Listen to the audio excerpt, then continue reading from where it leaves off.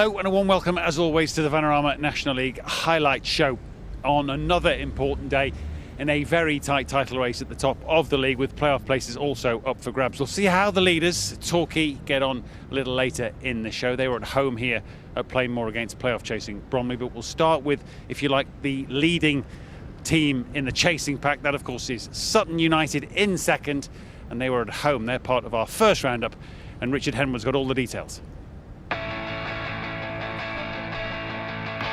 Sutton's midweek defeat at Notts County was a significant setback, but their attempts to get things back on track were given an early boost by captain Craig Eastman. Opponents Weymouth had begun the day in 18th place, but they'd won their last two away games, so Sutton knew there'd be no pushovers, and a second home goal was needed. It was delivered by Donovan Wilson. And with Torquay playing later, Sutton had struck the first blow of the day in the race for the title. It's, I think, 3 games we've had where we've had to play after everybody else. Now there's teams who are in and around us challenging for the title, and they've got to play after us or not playing on Tuesday. So there'll be many twists and turns yet before the end of the season, I'm sure. The big question at Victoria Park: how would Hartlepool respond just a few days after their 16-game unbeaten run had been ended by Bromley? Just 15 minutes in against Maidenhead, they fell behind. Danilo Orsi scoring for the 17th time this season. But then Hartlepool's Rhys Oates stepped forward with a contender for the National League's goal of the season.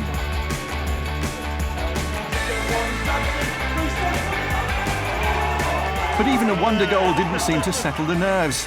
Hartlepool behind again when Sam Barrett turned the ball into the net after Orsi had seen his shot blocked by a defender. Perhaps there was still hope of an unlikely late push for the playoffs from Maidenhead. It's a real long shot, of course, and the first job was to hold on to victory this afternoon. A task made trickier by the straight red card handed out to Raheem Shackelford for that challenge on Harvey Saunders. Despite that, Maidenhead extended their lead early in the second half. Barrett was onside from a Rhys Lovett goal kick, and he finished emphatically. It was turning into quite a performance from the 10 men, and Barrett in particular. He completed his second hat-trick of the season after 55 minutes. Hartlepool's run of 12 wins and a draw from their previous 13 home games was coming to a shuddering end. They did pull one goal back, Danny Elliott's first for the club, but there was no disguising a disappointing afternoon. I don't think we'll concede 4 worse goals than what we did, and ultimately that gives you the mountain to climb. Like I say, uncharacteristic in the run we've been on.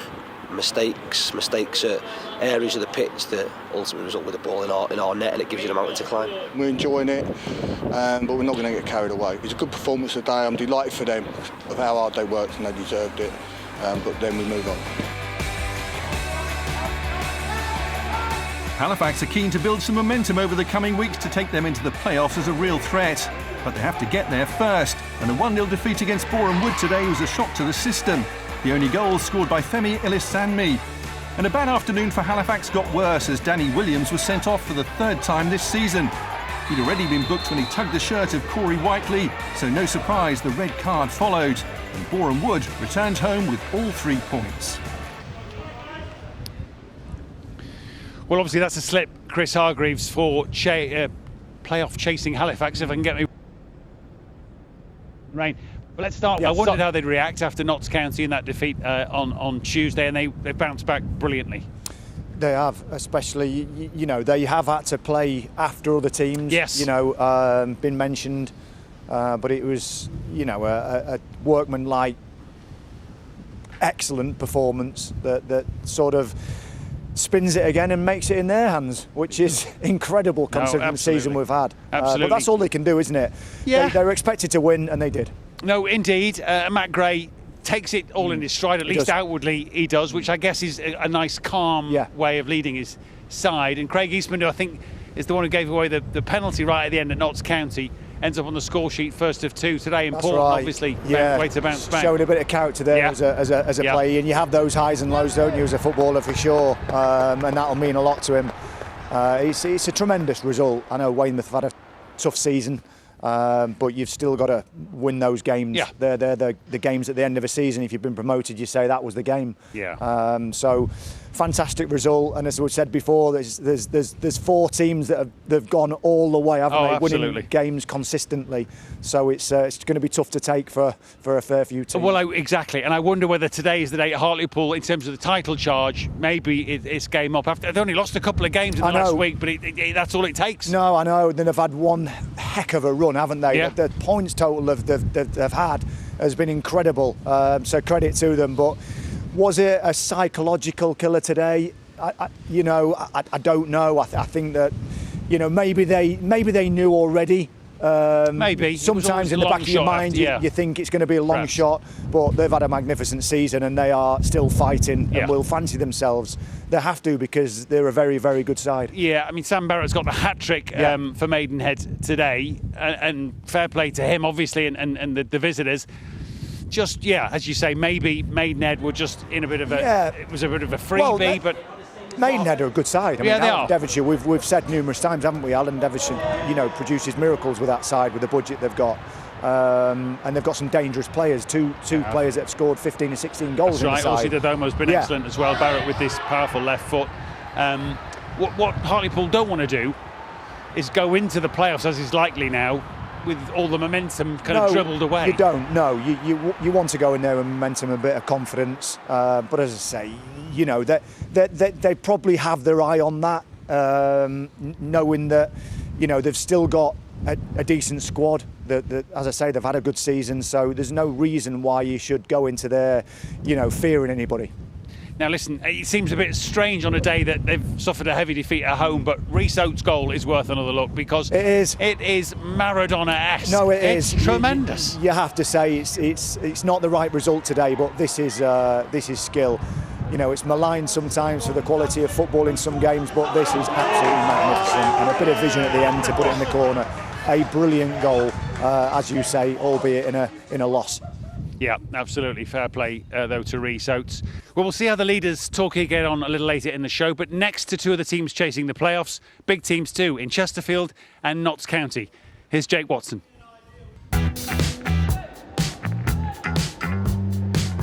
Notts County returned to winning ways in midweek with an impressive win against title-chasing Sutton.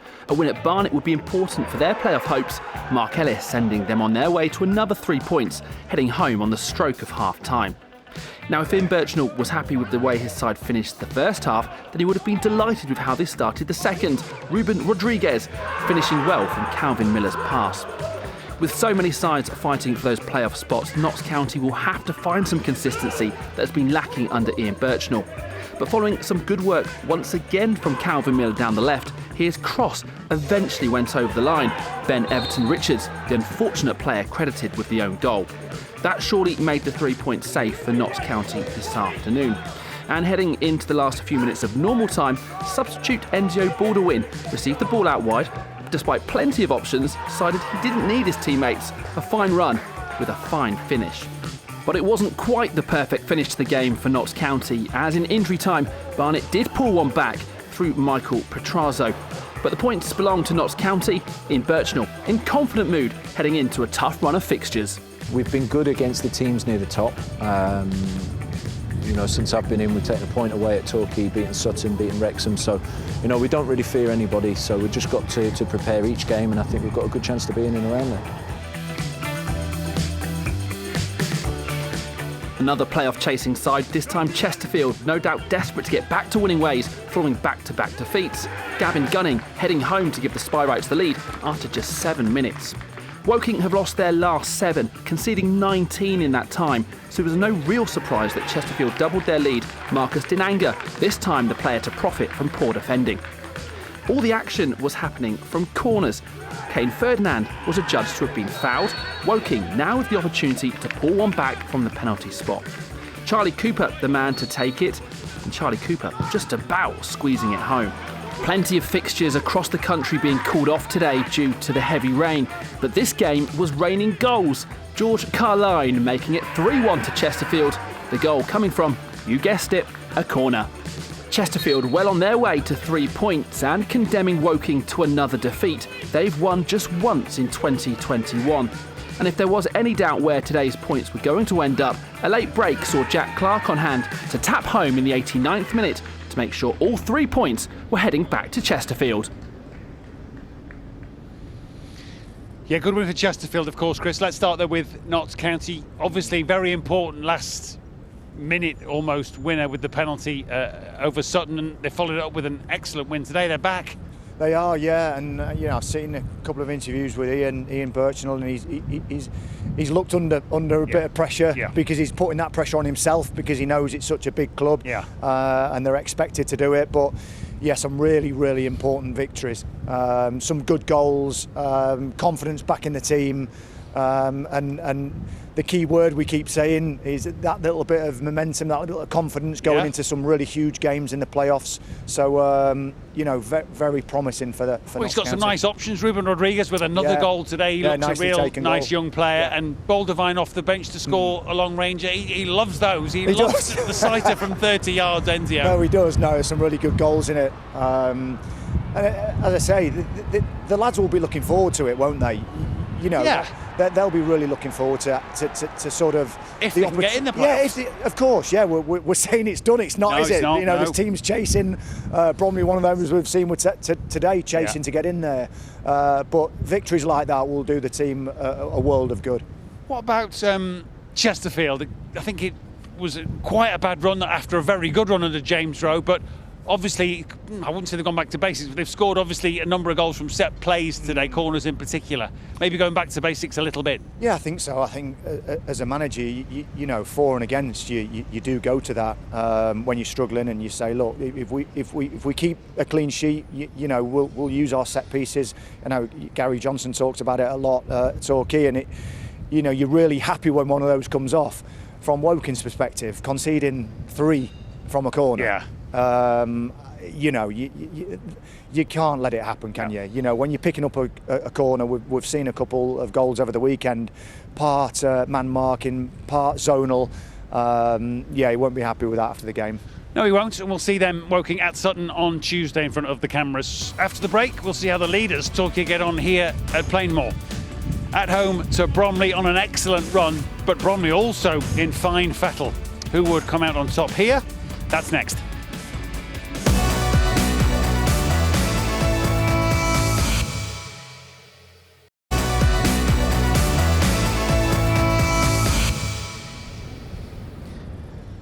Welcome back to the Vanarama National League highlight show. So with Sutton winning, as we've seen this afternoon, the buck passed to Torquay, the leaders, at home here at Plainmoor, but taking on a Bromley side themselves pushing hard for a playoff place. Watching for us, Adam Virgo and Adam Somerton.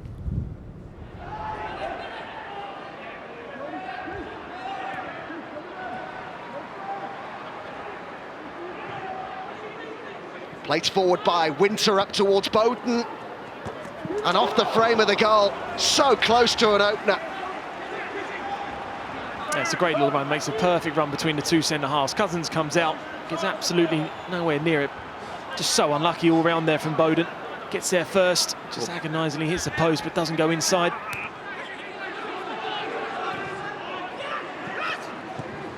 Here come Torquay, and Andrews to place one. It's a good save. Threatening, aren't they, Torquay? Yeah, very much on top for the moment. Yeah, they're coming into the game really well now after I thought Bromley had actually started better. Now, what progress both these clubs seem to have made on last season. They were 14th and 13th respectively in the previous campaign. Bromley actually finished 4 points above Torquay. Now they are both chasing promotion. Still, we await the opener. With a very wet Plainmoor, played in with pace, that, and only just wide. Well, it was a great stoop that, wasn't it, by Shering, and he came close to hitting the target. It was a great ball in there, just gets that little run there on Bush.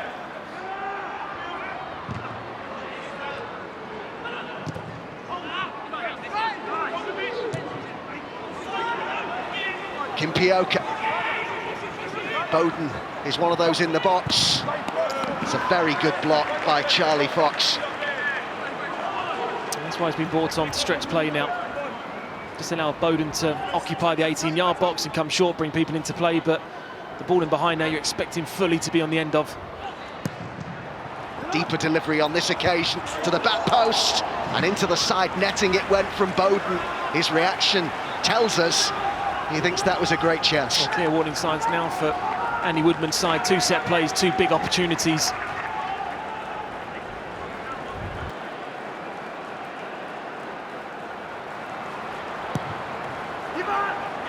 It in nicely in the free header, and that's a great chance, isn't it? Set plays have really been the theme in this second half. It's a massive chance there for Charlie Fox. Gets out on target, that's a goal.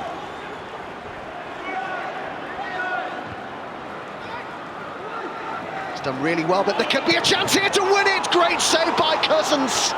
That looked like it might be the moment. Glorious chance for Kimpioka to win it for the goals.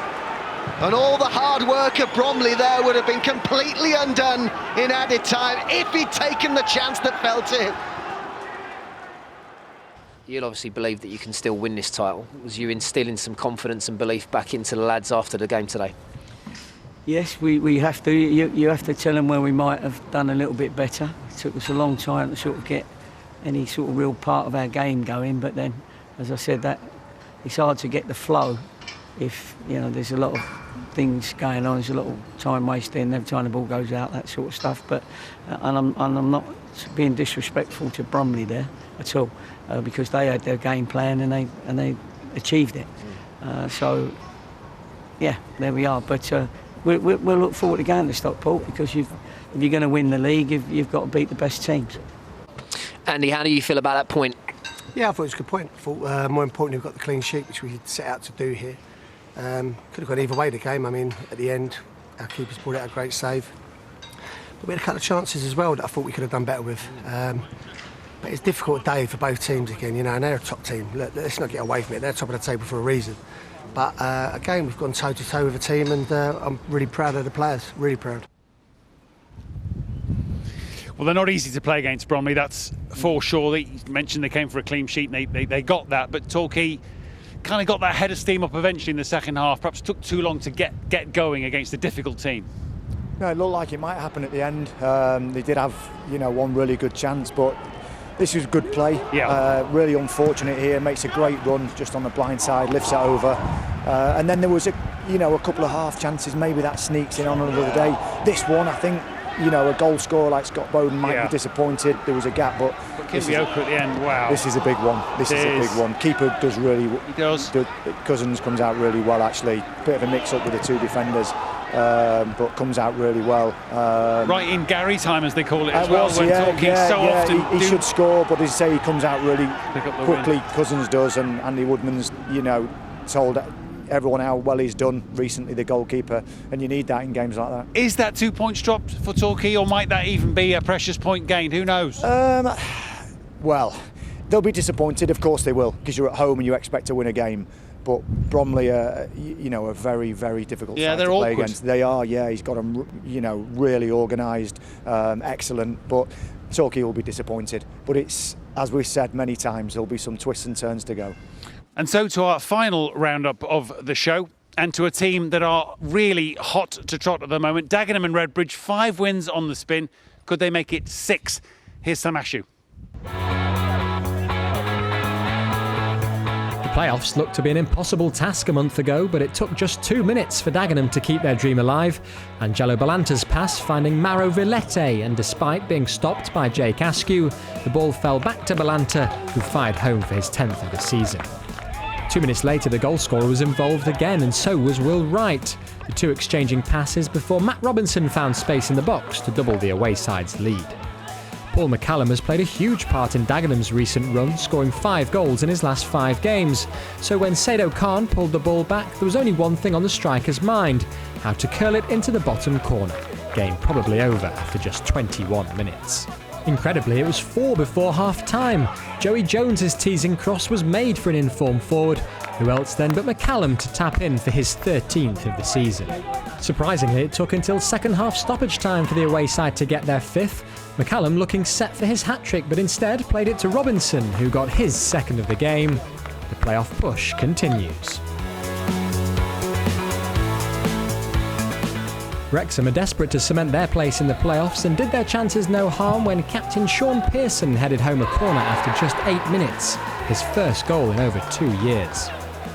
At the other end, Yeovil's Tom Knowles' sighter came within inches of levelling the scoring after 17 minutes, Rob Lainton with the save. Wrexham's last game at the racecourse saw a brace from Luke Young, the midfielder admitting this week that he'd never been close to a golden boot for his club before, but with the award in sight, he'll rightly claim this one is on target, his 10th of the season. With 6 goals in 9 games, Coedpoeth-born Jordan Davis has been dubbed the Coedy Assassin by Wrexham fans. He showed he's clearly got the killer instinct with this well-executed free kick. Pearson came close to his second of the game, only to be denied by a wonderful Adam Smith save. 3-0 it finished to the home side. Excellent win for, it seems, playoff-bound Wrexham, but let's start with Dagenham, who might just sneak in there. 6 wins on the spin, Incredible. Not done that for, I think it's like 18 years or something. Incredible. What a run. What an absolutely brilliant run. Darryl McMahon's really got them going. Some really, tremendous goals. Wilson, to be fair to Wilson, are having a bad run, aren't they? I think that was 7 losses, and they can't wait for the season to end. But 2 for Matt Robinson, part-time rapper, I'm told. No. Not bad, eh? Footballer and rapper. Yeah, I'd like to hear some of that stuff. Yeah, some life. But great, we'll gloss over that.